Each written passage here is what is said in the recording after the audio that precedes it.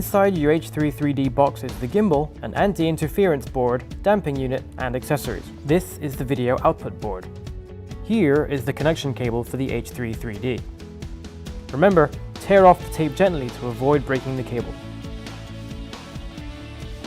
Plug the connection cable into the video output board.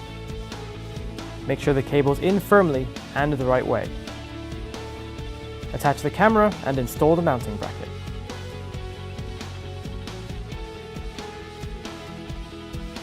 Fasten with two M2.5 by 6.3 screws.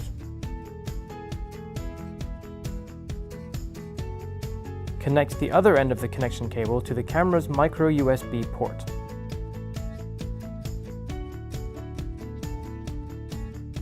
These wide-spaced screw holes face the nose.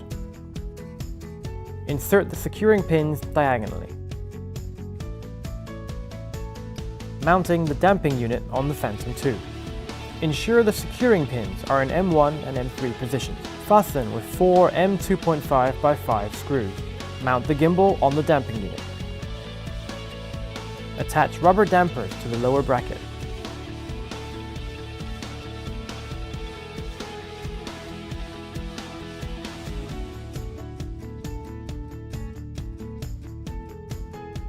Lock it in place with the securing washers.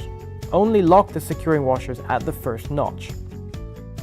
Do not over-tighten, this will affect the damping. Mount the anti-interference board.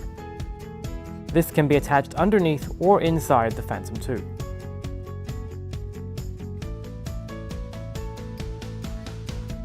Plug the Phantom 2 8-pin cable into this port.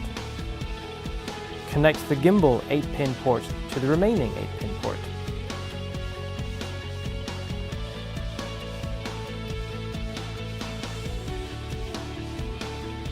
Installation complete. Power up the Phantom 2 and wait for initialization. Thanks for watching.